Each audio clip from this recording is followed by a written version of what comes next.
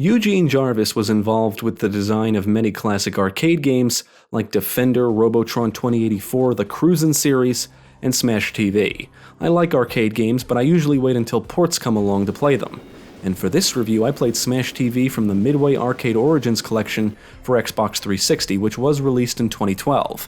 The original arcade game was developed and published by Williams and released in 1990. Smash TV is a twin-stick shooter that lets you blow away mass amounts of enemies for points and fabulous prizes. Now let's take a look at Smash TV and see what we're in for. From what I understand, Smash TV was inspired by films like RoboCop and The Running Man. Smash TV is a game show where contestants must shoot their way around arenas for prizes in front of a live studio audience. It's kill or be killed. The game reminds me more of The Running Man than RoboCop, but I know there's at least one direct nod to the latter. Smash TV supports up to 2 players. There's 2 contestant characters to choose from, and the goal is to survive each room. As a contestant, you're equipped with an automatic weapon and must slaughter all of the enemies in a room to move on to the next. You can move around the rooms freely and shoot in 8 directions. There are 3 arenas with multiple rooms, and each arena ends with a boss. There are different paths you can take, which does add some replay value to the game.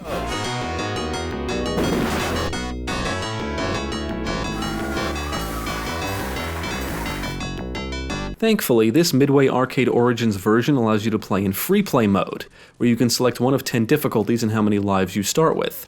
There's also a score attack mode, which comes with achievements and lets you post your score to the leaderboard.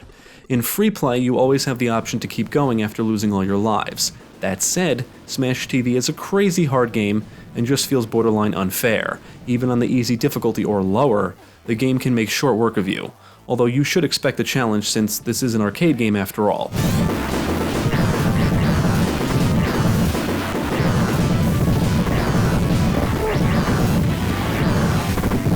Killing enemies earns you points. As you run around blowing away the seemingly endless mobs, power-ups and pickups will appear for a brief time. Power-ups can include weapons that have a limited amount of ammo, and abilities that last for a brief time like increased movement speed. There's a shield thing that lets you kill foes by running into them, and a bomb that will clear the room of enemies. Pickups include extra lives and items that add to your overall score, like money, gold, and prizes. Some of the prizes are humorous, like a 2600-inch TV for example. Smash TV is a repetitive game. Despite each arena having a different theme and some new enemy types, the goal of every room minus certain bonus rooms is the same, and the further you progress, the more challenging things get. Hordes of enemies will pour in from multiple directions constantly. Baddies with melee weapons, droids, tanks, and snakes are just some of the foes you'll have to face. You'll always be surrounded, and you'll need to pay attention and have quick reaction times to survive. Enemies can move faster than you, and it's very easy to get overwhelmed. Every time a power-up appears, you'll want to go for it, but depending on where they spawn, it may not be easy to get to them. Furthermore, you don't have long before they disappear. A mistake almost always results in death. I actually found the boss battles to be easier than the rest of the game.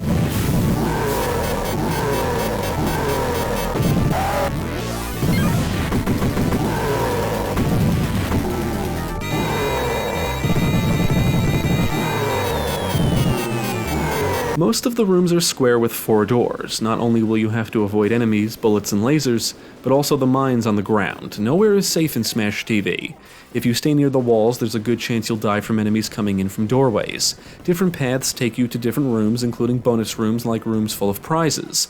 There are keys to collect throughout the game, and if you collect enough, a special door will open and take you to the Outer Pleasure Dome area, which is full of Showgirls.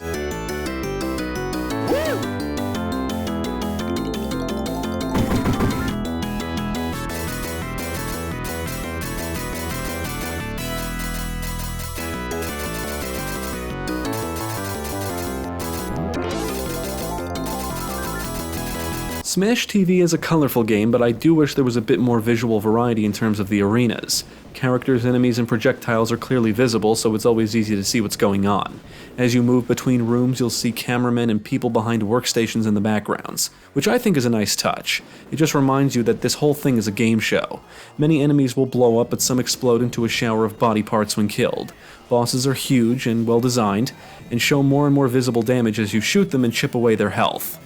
The music is upbeat, gunfire and explosions sound good, you'll hear the audience cheering, and the host will appear every so often to make an announcement. On the technical side, I witnessed the frame rate dip once or twice, but most of the time the game ran smooth and I encountered no major issues. 10 seconds. Bingo! Good luck! Despite Smash TV feeling cheap and almost impossible to beat without losing all your lives and being a repetitive game, I love it. I love this game. In fact, it's one of my favorite arcade games. I love the whole over-the-top violent game show thing. I would put Smash TV in the ultra-violent category like Narc that came before it. Granted, these games are dated now, but were pretty violent for their time. In Smash TV, you're literally rewarded for killing everything in sight. It's action-packed, absurd, and humorous. I would say this particular version of the game from Midway Arcade Origins is the way to go unless you own the arcade cabinet.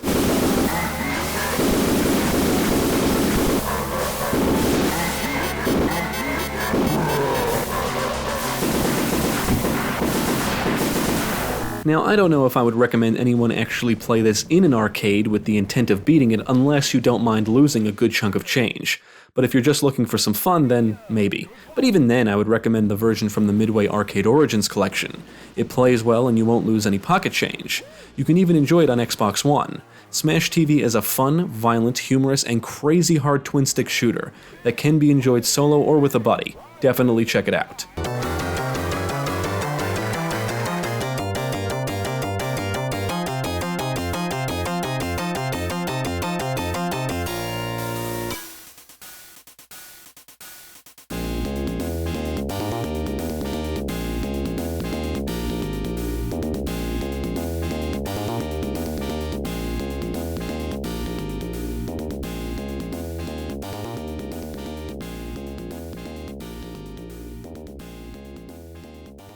Thank you for watching. If you enjoyed this video, check out the rest of our channel, follow us at the links below, and you can also support us on Patreon. If you're interested in more gaming content, check out our friends over at Gamecast.